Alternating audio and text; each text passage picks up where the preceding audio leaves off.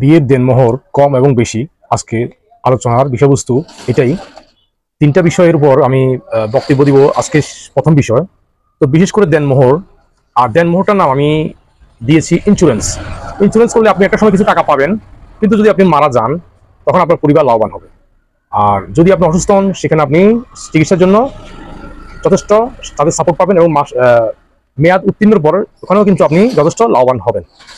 তো তার মানে ইন্স্যুরেন্সের মূল টাকাটা হচ্ছে আপনার মানে উপভোগ করার কোনো কাজে আসে না, উপভোগ করার জন্য কোনো কাজে আসে না। যেভাবে আপনি 1 লক্ষ টাকা ব্যাংকে রাখলে সাথে সাথে টাকাটা চাওয়া মাত্রই ফেরত পাচ্ছেন, কিন্তু ইন্স্যুরেন্সের বেলায় সেটা পরিপূর্ণ ভিন্ন। বিশেষ করে দেনমোহর বেশি কেন ধার্য করা হয়, আজকের বিষয়বস্তু এটাই।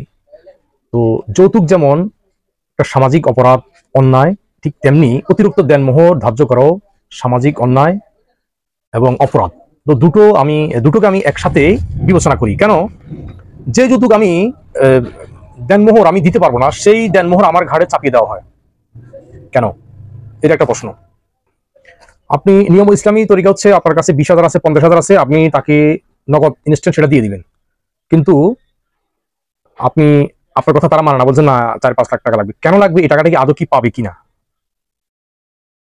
এটা একটা প্রশ্ন দাঁড়ায়। কিন্তু এই টাকাটা পায় না। কিন্তু 20,000 50,000 যদি ধরে বা 1 লাখ ধরে, যার যেরকম অ্যাবিলিটি, 5 লাখ 2 লাখ, যে যার অ্যাবিলিটি যদি সেরকম ধরে, তাহলে সে টাকাটা ফেরত পাবে, মানে সাথে সাথে পায়। কিন্তু এই যে অতিরিক্ত যে ধরা হয় 5 লাখ 10 লাখ 20 লাখ, গুলো পায় না, এগুলো শুধু নামে মাত্র।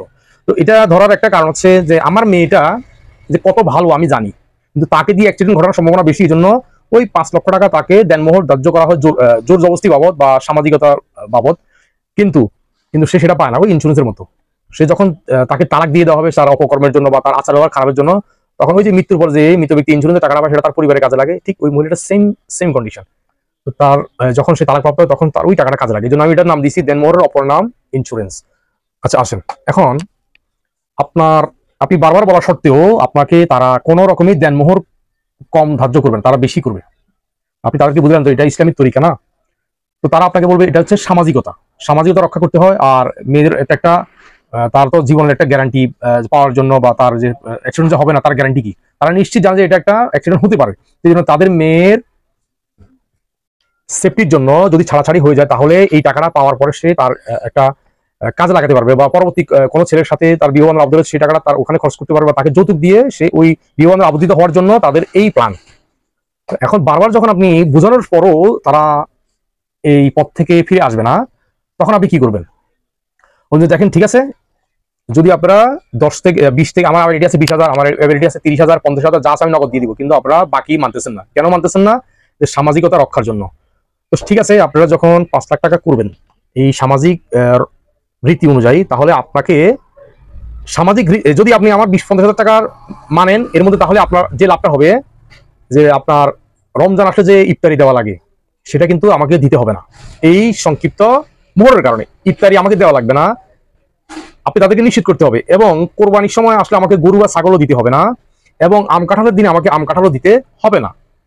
মানে এইভাবে অনেক বাচ্চা হলে পিঠা, মানে নানান ফিরানি অনুষ্ঠান, মানে অনেক অনুষ্ঠান আছে এই সমস্ত। এবং আপনাদের বাড়িতে অনুষ্ঠানের আয়োজন আমি করতে দিব না। অলিমা আমার যতটুকু সাধ্য আছে, 20 জন পারি, 50 জন পারি, 100 জন পারি, কিন্তু আমি আপনাকে এগুলো থেকে বিরত রাখবো, এবং আমি আমার চাহিদা পূরণ করা লাগবে না যদি আপনি আমার অল্প দেনমোহরের মধ্যে আপনি রাজি থাকেন। আর যদি আপনি সামাজিক কারণে আপনি দেনমোহরটাকে বাড়িয়ে দেন, তাহলে আপনি আমাকে কি করতে হবে? আমারও তো একটা সেফটির ব্যাপার স্যাপার আছে।